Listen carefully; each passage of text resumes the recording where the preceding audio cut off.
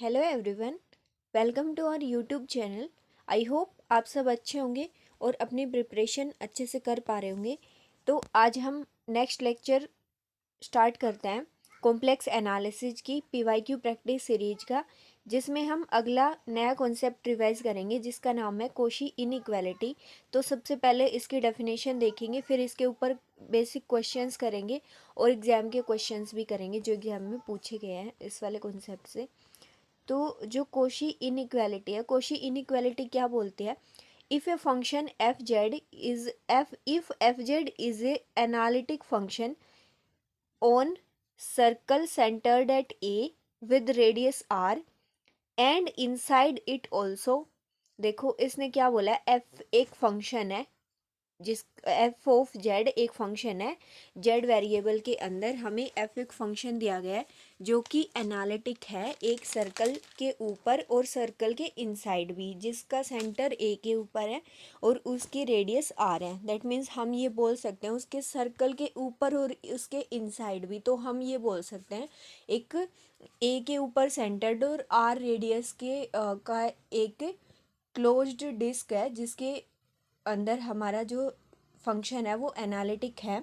और साथ में दूसरी चीज़ क्या दे रखी है, if there exist M belongs to R plus such that F का जो मॉडुलस है, एफ ऑफ जेड का मॉडुलस वो लेस देन इक्वल टू है एम से। तो इस वाली चीज़ का क्या मतलब है, for all Z belongs to C, इस वाली चीज़ का मतलब है कि जो हमारा फंक्शन है वो बाउंडेड है एम से। मतलब कि फंक्शन की जो मैक्सिमम फंक्शन के मॉडुलस की जो मैक्सिमम वैल्यू वो एम हो सकती है। और is such that mod of Z minus A is equal to R, that is for all Z on the circle. That means ऐसा बोल रखा है हमें कि हमारा जो फंक्शन है, देखो ये ड्रॉ कर रखा है, ए के ऊपर सेंटर्ड है, आर रेडियस का एक सर्कल है, ये वाला सर्कल हो गया। इस सर्कल के ऊपर भी और इस सर्कल के इनसाइड भी हमारा फंक्शन एनालिटिक फंक्शन है। और फंक्शन का जो कोई भी जेड उठा ले हम, ये वाला मतलब ये जो सर्कल की बाउंड्री वाले जो जेड है ना, कोई इनमें से हम कोई भी, देखो अंदर वाले जेड तो छोटे होंगे बाउंड्री वाले जेड से, मॉडुलस के अंदर मॉडुलस जो वैल्यू होगी, तो जो बाउंड्री वाले जो यहाँ पर जो वैल्यूज़ होंगी उन वैल्यूज़ के लिए हमेशा जो फंक्शन का जो मॉडुलस आएगा वो लेस देन इक्वल टू हो किसी पॉजिटिव रियल नंबर एम से। ठीक है, क्योंकि मॉडुलस करने के बाद तो एफ ऑफ जेड का मॉडुलस एक रियल नंबर बन जाएगा। ठीक है, तो वो किसी रियल नंबर एम पॉजिटिव, क्योंकि और मॉडुलस है तो पॉजिटिव होगा, तो यहाँ से किसी भी पॉजिटिव रियल नंबर से अगर लेस देन इक्वल टू आ रहा है, दैट मीन्स इसका मतलब है कि हमारा फंक्शन क्या है, बाउंडेड है। ये वाला जो सर्कल दे रखा है इसकी बाउंड्री के ऊपर। ठीक है, तो हमें ये बोल रखा है कि ऐसे इस तरीके से हमारा फंक्शन दे रखा है। अगर एक सर्कल के ऊपर बात कर रखी है, सर्कल के इनसाइड भी और उसके बाउंड्री के ऊपर भी अगर हमारा फंक्शन एनालिटिक है और ये वाले रीजन में बाउंडेड भी दे रखा है, तो हम क्या होगा कि फंक्शन का जो nth डेरिवेटिव होता है, फंक्शन f का n, इसका मतलब फंक्शन का nth डेरिवेटिव, और निकालना कहाँ पर है, जैसे एफ एन जेड लिखते हैं तो यानी कि फंक्शन का nth derivative, but at Z की जगह पर हमने a लिखा हुआ है यहाँ पर, तो इसका मतलब हमें फंक्शन के nth डेरिवेटिव की वैल्यू a के ऊपर निकालनी है। और ए क्या है, सर्कल का सेंटर है, दैट मीन्स फंक्शन के nth डेरिवेटिव की सेंटर के ऊपर जो वैल्यू होगी वो भी हमें बाउंडेड मिलेगी।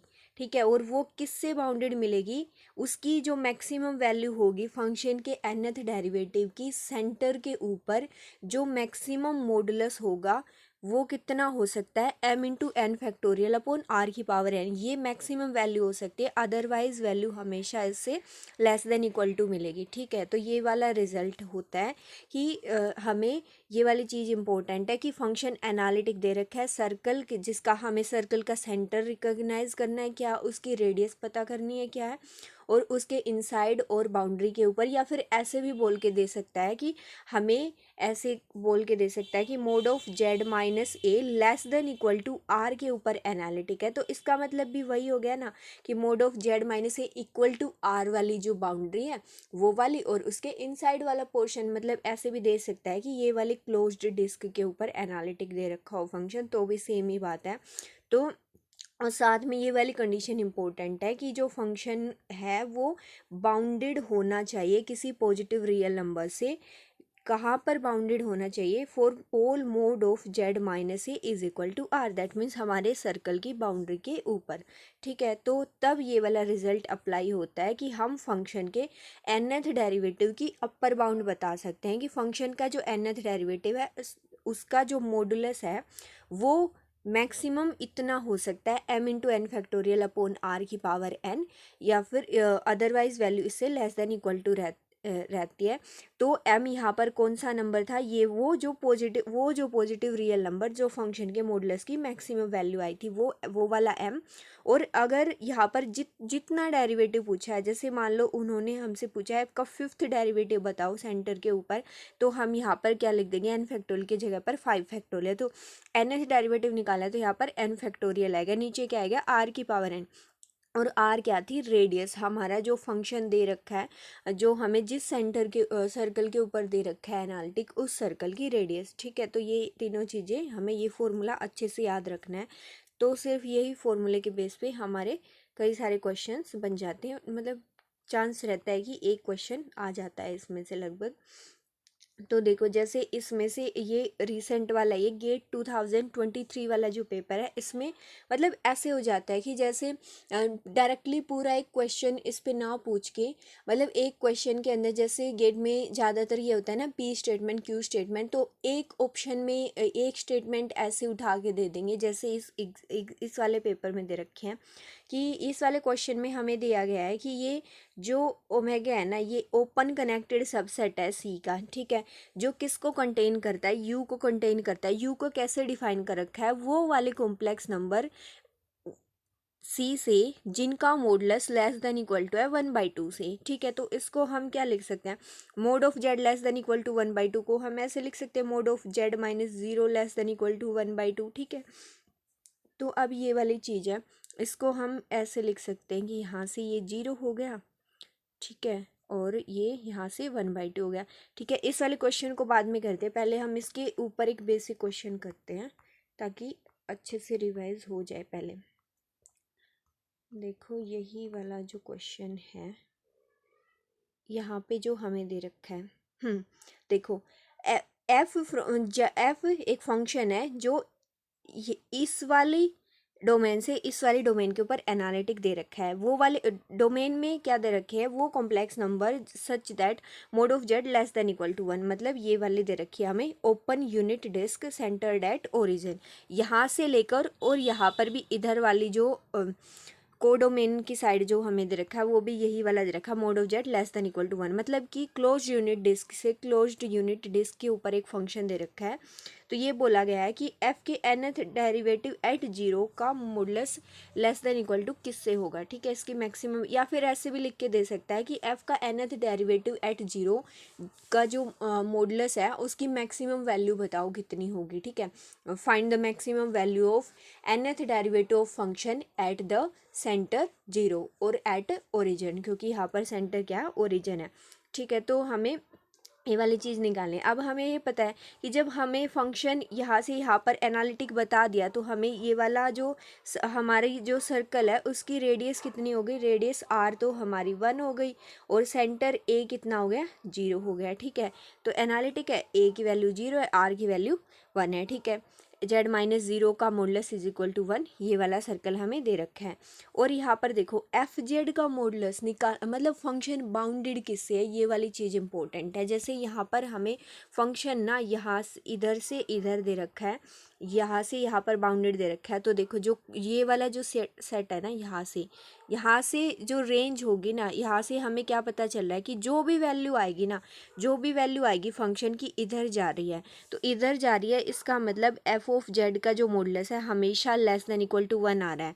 मतलब हम इसको क्या बोल सकते हैं कि ये वाली मैपिंग ना इसी वाले सेट से इसी वाले सेट के ऊपर मैप कर रखी है। मतलब mod Z is equal to 1 से आप एक तरीके से इसको अगर जेड प्लेन बोलो, इसको डब्ल्यू प्लेन बोलो, तो इसका ऐसे बोल सकते हैं कि mod W is equal to 1 के ऊपर mod Z is equal to 1 को mod W is equal to 1 के ऊपर मैप कर दिया है। ठीक है, तो इधर से और डब्ल्यू को हम क्या बोल सकते हैं, एफ ऑफ जेड बोल सकते हैं। एफ ऑफ जेड का मॉडुलस इज इक्वल टू 1 बोल रखा है, दैट मीन्स हम बोल सकते हैं ना कि एफ ऑफ जेड का जो मॉडुलस है लेस देन इक्वल टू 1 आएगा हमेशा, ठीक है, क्योंकि बाउंड्री के ऊपर 1 हो जाएगी, mod of W is equal to 1, और इनसाइड वाले क्या बनेगा, mod of W less than 1 बनेगा इनसाइड वालों के लिए, ठीक है। तो इसीलिए जो फंक्शन का जो हमें जो पॉजिटिव रियल नंबर लेना था एम, वो कितना आ गया, 1 आ गया, कि एफ ऑफ जेड का modulus less than equal to 1 है। ये हमें यहाँ से पता चला है जो मैपिंग डिफाइन कर रखी थी उसकी हेल्प से, ठीक है। तो इसका मतलब कॉशी इनइक्वालिटी की हेल्प से हम क्या बोल सकते हैं कि एफ का जो nth डेरिवेटिव है एट ए जो होता है वो लेस देन इक्वल टू होता है M into N factorial upon R की पावर एन।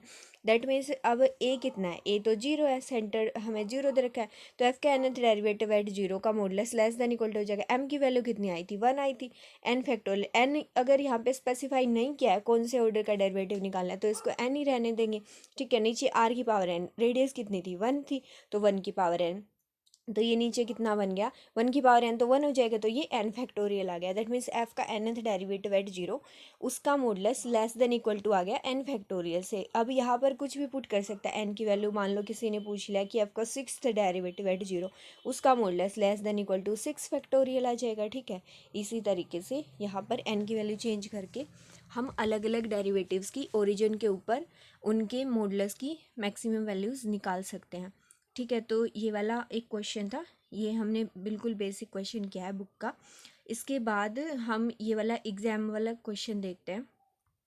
देखो ऐसे ही करके दिया मिलता है कि एक ऑप्शन ना, मतलब जैसे पी क्यू स्टेटमेंट्स होती हैं, मतलब ये ऐसा है कि एक अच्छा कॉन्सेप्ट है पर उतना ज़्यादा इम्पोर्टेंट नहीं है कि इसके ऊपर पूरा एक क्वेश्चन कभी कभी बन भी जाता है। कभी कभी ऐसा होता है कि मतलब साथ में दूसरी चीज़ें ऐड करके दे देते हैं कि एक स्टेटमेंट में ये वाली चीज़ डाल दी कोशी इनइक्वालिटी वाली और एक में साथ में कोई दूसरा कॉन्सेप्ट डाल देंगे। तो देखो इसमें गेट 2023 का जो एग्ज़ाम था इसमें इस क्वेश्चन में ऐसे ही कर रखा था कि यहाँ पर एक ऑप्शन में ये कोशी इनइक्वालिटी वाला दे दिया हमको, क्यू वाला जो ऑप्शन है एस के अंदर, और पी वाले ऑप्शन में हमें कोई दूसरा कॉन्सेप्ट दे रखा है। तो हम फिलहाल इसका क्यू, इसकी जो क्यू स्टेटमेंट है इसी को पढ़ेंगे, क्योंकि ये वाले के अंदर जो कॉन्सेप्ट यूज होगा वो हमने अभी रिवाइज नहीं किया, उसको हम आगे करेंगे, ठीक है।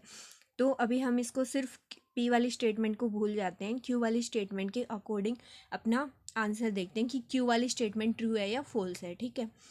तो हमें बोल रखा है कि जो u है ना वो दे रखा है वो कॉम्प्लेक्स नंबर है u के अंदर जिनका modulus less than equal to 1/2 है। दैट मीन्स हम बोल सकते हैं कि ये वाला ओरिजिन के ऊपर सेंटर्ड हाफ रेडियस की एक डिस्क दे रखी है हमें, ठीक है। तो मतलब एक ऐसा सबसेट है सी का ओमेगा जो इसको कंटेन करता है यू को, ठीक है, ये यू डिफाइन करके दे रखा है।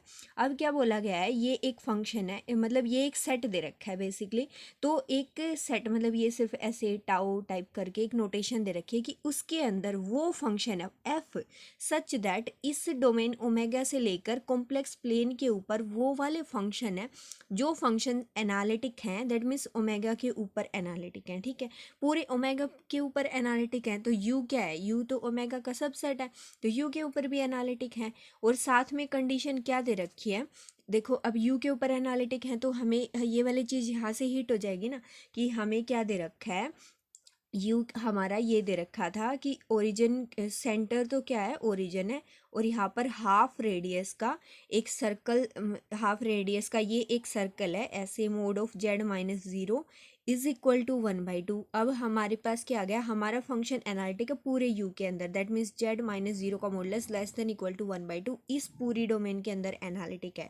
दैट मीन्स हम बोल सकते हैं कि जो हमारा ये सर्कल है ना, mod of Z minus zero is equal to 1/2, इसके ऊपर भी एनालिटिक है और इसके अंदर भी एनालिटिक है। ऊपर, इसके ऊपर एनालिटिक है मतलब इसकी बाउंड्री के ऊपर एनालिटिक है, तो वो इक्वालिटी वाला साइन लगा दिया, और इसके अंदर एनालिटिक है वो लेस देन वाला साइन लगा दिया, ठीक है। तो दैट मीन्स हम कोशी इनइक्वालिटी का यूज कर सकते हैं अगर हमसे nth डेरिवेटिव पूछा जाए तो ओरिजिन के ऊपर, क्योंकि यहाँ पर इसका सेंटर क्या, ओरिजिन है 0 0, तो ठीक है। अब और साथ में, लेकिन साथ में उसमें कंडीशन क्या आती कि बाउंडेड होना फंक्शन का उस गिवन सर्कल की बाउंड्री के ऊपर, ठीक है। अभी देखो साथ में क्या दे रखा है, supremum of Z W belongs to U, इस यू से हमें ऐसे जेड और डब्ल्यू उठाने हैं such that F Z minus F W का मॉडुलस इज इक्वल टू 1। ठीक है, देखो सुप्रीमम सुप्रीमम दे रखे है, हमें सुप्रीमम दे रखे है, दैट मीन्स यहाँ से हम बोल सकते हैं कि एफ ऑफ, देखो हमें यू में से वो वाले जेड और डब्ल्यू उठाने हैं, मतलब कोई भी दो जेड और डब्ल्यू हम यू में से उठाएंगे, क्योंकि यू क्या है, डोमेन का सबसेट है, तो यू में से हमें कोई भी दो जेड और डब्ल्यू उठाए, उनके लिए एफ जेड और एफ डब्ल्यू का जो डिफरेंस है उसका सुप्रीमम 1 है। तो हम ये बोल सकते हैं ना हमेशा कि जो F Z minus F W का जो मॉडुलस है वो लेस देन इक्वल टू होगा हमेशा 1 से, क्योंकि वो सुप्रीमम 1 है, तो सुप्रीमम से तो लेस देन इक्वल टू होगा हमेशा ये डिफरेंस। ठीक है, और ये जेड और डब्ल्यू, ये जो जेड और डब्ल्यू है वो आर्बिट्रेरी एलिमेंट्स हैं, किसके, यू के। ठीक है, डोमेन जो हमें mod of Z minus zero is less than equal to 1/2 दे रखी थी वो, दैट मीन्स हम बोल सकते हैं कि एफ ऑफ जेड का जो मॉडुलस है on Z mod of Z minus zero is equal to 1/2, वो लेस देन इक्वल टू है 1 से। ठीक है, इस वाली चीज़ से हम ये बोल सकते हैं दैट मीन्स हमें m की वैल्यू क्या मिली, 1 मिली। ठीक है, तो ये वाली चीज़ हमें ध्यान रखनी है, कई बार डायरेक्टली ऐसा एफ ऑफ जेड का modulus less than equal to this ना करके देके, जैसे पीछे हमने एग्जांपल देखा था उसमें भी हमें ऐसा लिख के नहीं दे रखा था, हमें सिर्फ ये दे रखा था कि इधर से ना mod open closed unit disc से क्लोज्ड यूनिट डिस्क के ऊपर फंक्शन दे रखा है, तो हमने खुद वहाँ से आइडिया लगाया कि एफ ऑफ जेड का जो मॉडुलस है वो लेस देन इक्वल टू 1 होगा, क्योंकि हमें वो जो राइट साइड में जो हमें डोमेन रखी थी, मतलब जो जिसको हम बेसिकली जो को डोमेन बोलते हैं, तो वो उसी टाइप की दे रखी थी, तो मॉडुलस हमेशा उसमें mod of W less than equal to 1 होता है, तो that means F of Z का modulus less than equal to 1 हो गया था। ऐसे ही इसमें हमने ऐसे करके नहीं दिया, लेकिन इस डिफरेंस की फॉर्म में साथ में सुप्रीमम लगा के दे दिया।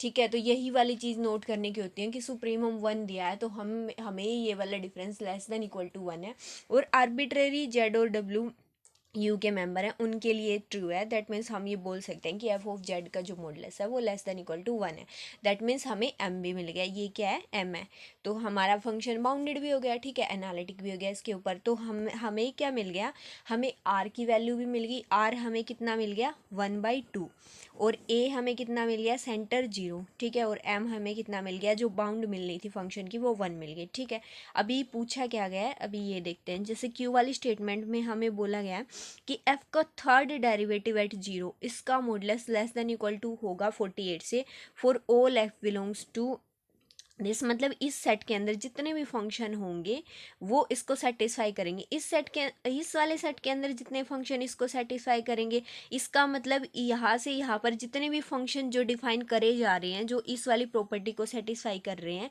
उन सब के लिए हमें ये प्रॉपर्टी निकालनी है। ठीक है, तो उन सब की ये कॉमन प्रॉपर्टी है, तो कोई भी आर्बिट्रेरी फंक्शन अगर ये वाली चीज़ को, ये वाली जो इनइक्वालिटी दे रखी अगर इसको सेटिस्फाई कर देगा, तो इसका मतलब इस सेट के अंदर सारे फंक्शंस के लिए वो प्रॉपर्टी ट्रू हो जाएगी। ठीक है, तो हमने इसीलिए कोई भी आर्बिट्रेरी एफ हम लेकर चले तो उसने ये प्रॉपर्टी डिफाइन करी, तो हमें थर्ड डेरिवेटिव देखना है ओरिजिन के ऊपर। ठीक है, इसका मतलब एन की वैल्यू कितनी है, 3 दे रखी है, हमें ये वाली चीज़ हमें निकालनी है, f3 denotes the third derivative of f, तो हमें ये बताना है कि ये स्टेटमेंट क्यू वाली स्टेटमेंट ट्रू है या फॉल्स है। ठीक है, ये वाली चीज़ है, देखो अभी इसको आगे सोल्व किया है हमने।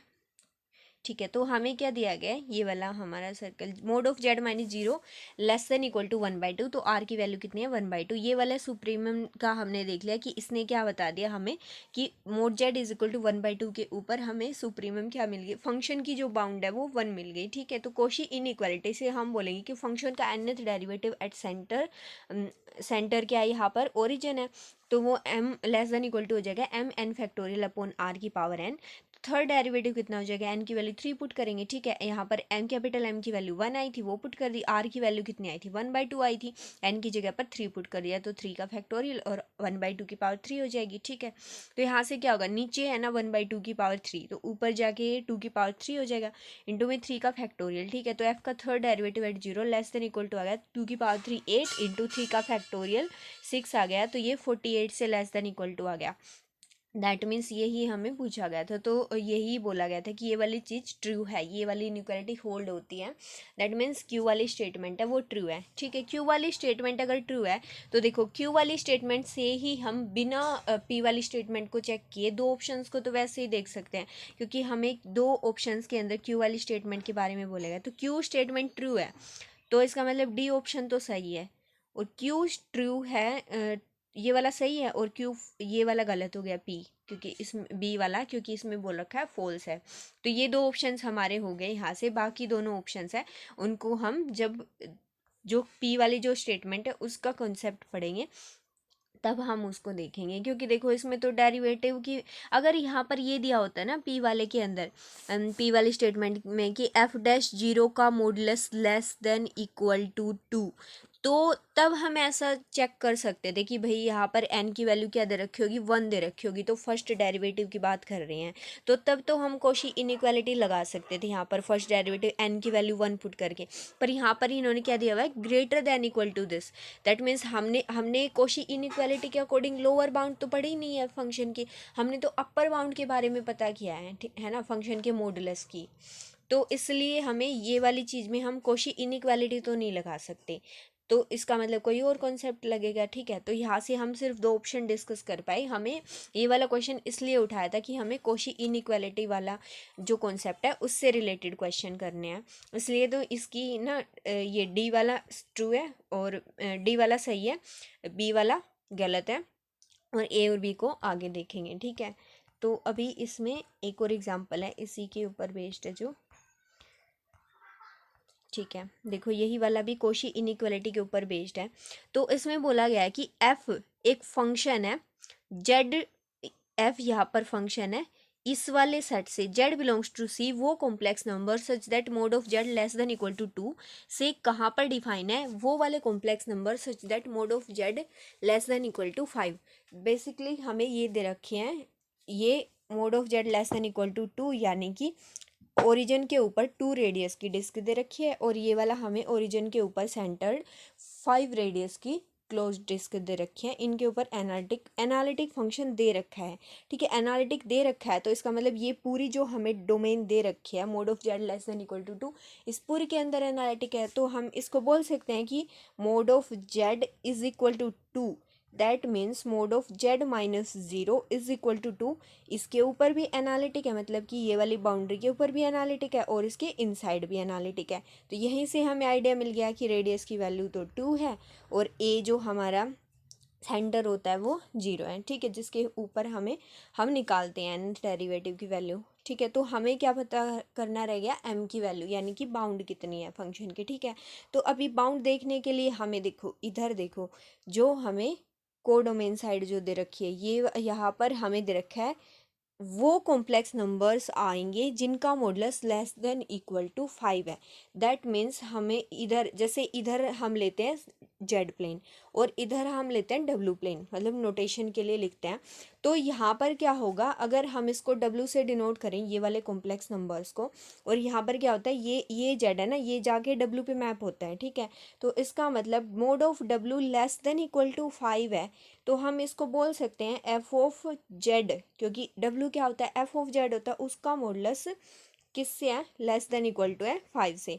दैट मीन्स हमारा जो एफ ऑफ जेड है वो लेस देन इक्वल टू है फाइव से for all Z belongs to mod of Z less than equal to one by two. ठीक है, तो इसका मतलब हमें एम की वैल्यू कितनी मिल गई, फाइव मिल गई। यही हमारा काम रहता था, एम की वैल्यू निकालना। ठीक है, तो हमें क्या मिल गया, ए मिल गया। देखो यही हमने यहाँ पर बना के दिखा रखा है फंक्शन को।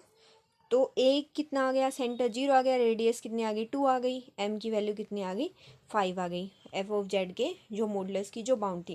दैट मीन्स अब हम कॉशी इनइक्वालिटी लगा सकते हैं। बाय कॉशी इनइक्वालिटी फंक्शन का nth डेरिवेटिव एट ए, उसका modulus less than equal to हो जाएगा M into N factorial upon R की पावर एन। दैट इज़ यहाँ पर हमने ए की वैल्यू पुट कर दी कितनी, जीरो, यहाँ पर हमने एम की वैल्यू पुट कर दी फाइव। ठीक है, आर की वैल्यू पुट कर दी, रेडियस कितनी थी, टू। अब यहाँ पर फिर एफ का एन डेरिवेटिव एट 0 का modulus less than equal to हो जाएगा 5 इंटू एन फैक्टोरियल अपॉन 2 की पावर एन। अब आपसे एन की वैल्यू कुछ भी पूछ सकता है, third derivative, fourth derivative, fifth derivative, उसके अकॉर्डिंग एन की वैल्यू पुट कर लो। मान लो किसी ने पूछा फोर्थ डेरिवेटिव बताओ, तो एन की जगह पर फोर्थ डेरिवेटिव पुट करके यहाँ पर क्या आ जाएगा 5 इंटू में 4 का फैक्टोरियल अपॉन में 2 की पावर कितना आ जाएगा एन की जगह पर 4। तो सोल्व करके हम ऐसे करके आंसर निकाल सकते हैं। तो ये वाली टाइप के बहुत इंपॉर्टेंट है। जैसे हमें ये देखना है एम निकालना बहुत इंपॉर्टेंट है। तो कभी इस तरीके का दिया मिल जाता है कि इस यहाँ से इस डोमेन से इस डोमेन के ऊपर फंक्शन एनालिटिक है, तो हमें खुद निकालना पड़ता है कि हमें वो वाला जो फंक्शन दे रखा है उसकी प्रॉपर्टीज़ देखकर हमें आइडिया लगाना होता है कि एफ ऑफ जेड किससे का मॉडुलस किससे लेस देन इक्वल टू है। वहाँ से हमें जैसे यहाँ पर हमें ये सर्कल दे दिया था तो इससे आइडिया हमें लग गया है, ठीक है। तो इसके अलावा जैसे हमें वहाँ पर सुप्रीमम 1 करके बता दिया था, तो वहाँ से हमने आइडिया लगाया। तो इस तरीके से कुछ और टाइप की डोमेन दे सकता है। तो ये वाली चीज़ इंपॉर्टेंट है। हमें इसमें सबसे ज़्यादा इंपॉर्टेंट चीज़ कौन सी है, एम का पता लगाना, ठीक है। ये पता चल गया तो हम आराम से अपना क्वेश्चन है वो कर सकते हैं, ठीक है। आई होप आपको ये वाला कॉन्सेप्ट अच्छे से रिवाइज हो गया होगा और इसके क्वेश्चंस अब अगर आएंगे तो हम अच्छे से कर पाएंगे एग्ज़ाम में। तो आगे वाले लेक्चर में हम यही कॉशी इनइक्वालिटी से ही रिलेटेड एक इसी कॉशी, जैसे अभी तो हमको पूछा गया है कि जो nth डेरिवेटिव की जो वैल्यू है ना हमें कहाँ पर बतानी है। जो हमें जिस सर्कल के का जो सेंटर सर्कल के ऊपर और इनसाइड हम फंक्शन को एनालिटिक ले रहे हैं उसके सेंटर के ऊपर बतानी है nth डेरिवेटिव की वैल्यू। अभी तक तो हमने यही देखा है ना कि nth derivative at A where A is the centre of that circle, जिसके इनसाइड और बाउंड्री के ऊपर फंक्शन एनालिटिक है। पर इसका एक एक्सटेंडेड वर्जन या फिर इसकी कोरोलरी बोल सकते हैं हम कि आगे वाले लेक्चर में जो चीज़ हम करेंगे कि अगर हमसे यही nth डेरिवेटिव ऐसे स्टेटमेंट ऊपर सारी सेम दे रखी है कि फंक्शन ऐसे ऐसे एनालिटिक है, एक सर्कल जिसकी रेडियस आर है, जिसका सेंटर है, उसके इनसाइड और ऑन एनालिटिक है, बाउंड्री पे भी और इनसाइड भी एनालिटिक है, और ऐसे ऐसे फंक्शन का जो मॉडुलस है लेस देन इक्वल टू है किसी पॉजिटिव रियल नंबर m से बाउंडेड है।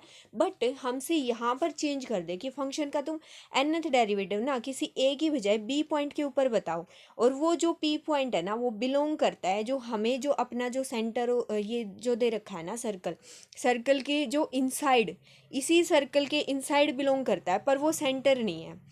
मतलब बी हम ये बोल सकते हैं कि जो बी है ना इसी सर्कल के अंदर है, but this B is different from ए।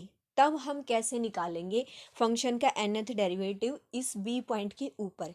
ये वाली बहुत ही इंपॉर्टेंट करोलरी है। इसको अभी इसमें मैंने इसलिए नहीं किया क्योंकि हमारी दोनों चीज़ें मिक्स हो सकती थी, मतलब थोड़ा आपको कन्फ्यूजन हो सकती थी कि हाँ अभी ऐसे क्या था अभी ऐसे क्या।